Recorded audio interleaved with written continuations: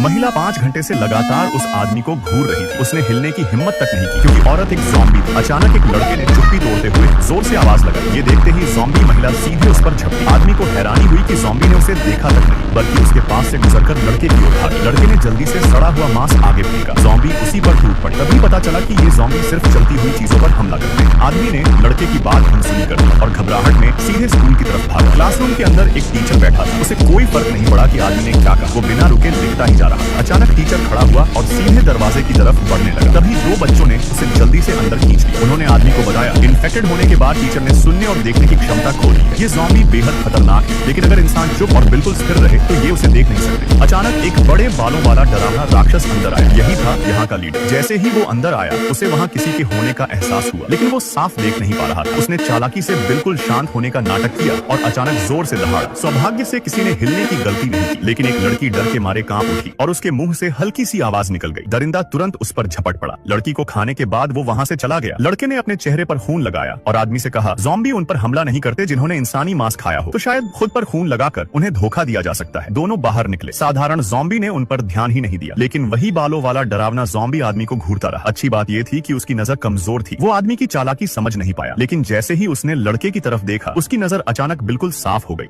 जब ये राक्षस अचानक घर के अंदर घुस आया, सब इतने डर गए कि किसी ने भी हिलने की हिम्मत तक नहीं की। लेकिन जब राक्षस ने उनको देखा तो उसने सीधे उन पर हमला नहीं किया। वो धीरे धीरे मेज पर चढ़ गया। असल में ये राक्षस कोई और नहीं बल्कि उस छोटी लड़की का पिता था। इन्फेक्टेड होने के कारण वो ज़ॉम्बी में बदल चुका था। तीनों लोग बुरी तरह सहमे हुए थे, लेकिन उन्होंने भागने की जरा भी हिम्मत नहीं की। दरअसल राक्षस केवल पास की चीजों को ही साफ देख सकता था। उसे सब धुंधला नजर आ रहा था। वो सिर्फ चलती हुई चीजों पर हमला करता था, लेकिन उसकी सूंघने की ताकत बहुत तेज थी। उसने केवल सूंघ कर पता लगा लिया कि घर में और भी लोग हैं। उसने मेज पर लेटने का नाटक किया और एक ग्लोब से खेलने लगा। अचानक उसने गर्दन उठाई और नीचे खड़े लोगों पर जोर से दहाड़ा। ये नजारा देख छोटी लड़की बहुत डर गई थी, लेकिन तीनों अभी भी बिल्कुल स्थिर खड़े थे। तभी जब राक्षस जाने ही वाला था, अचानक सामने बैठी वो छोटी लड़की खड़ी हो गई। क्योंकि सामने खड़ा राक्षस उसका पिता था, इसीलिए उसने सोचा कि शायद वो उन्हें नुकसान नहीं पहुंचाएगा। लेकिन पास खड़ा आदमी उसकी इस हरकत से डर गया, क्योंकि वो जानता था कि राक्षस को कुछ भी याद नहीं है। लड़की ने जैसे ही बोला, पापा मैं आपकी बिटिया, उससे पहले ही वो राक्षस उस पर झपट पड़ा। लेकिन घने बालों वाला ज़ॉम्बी लड़के के पास आया और उसे सूंघने लगा। लड़के ने बिना डरे अपना कटा हुआ हाथ निकाला और उसे चबाने लगा। वो जानता था कि ज़ॉम्बी कभी भी इंसानी मांस खाने वालों पर हमला नहीं करते। उसने जैसा सोचा था वैसा ही हुआ। ज़ॉम्बी ने हार मान ली और पीछे हट गया। लेकिन उसके पीछे खड़े आदमी की किस्मत इतनी अच्छी नहीं थी। उसने ज़ॉम्बी की नकल करने का अच्छा प्रयास किया, लेकिन चालाक ज़ॉम्बी ने उसे पकड़ लिया। बालों वाला ज़ॉम्बी जोर से दहाड़ा और पूरा ज़ॉम्बी समाज उसके ऊपर टूट पड़ा। आदमी जान बचाने के लिए भागा, लेकिन एक गहरे गड्ढे में गिर गया। चारों ओर से ज़ॉम्बियों ने उसे घेर लिया। बालों वाला ज़ॉम्बी लड़के को पकड़े हुए उसके करीब आया। उसने आदमी की हिम्मत की प्रशंसा की और एक कटा हुआ हाथ उसकी ओर फेंका।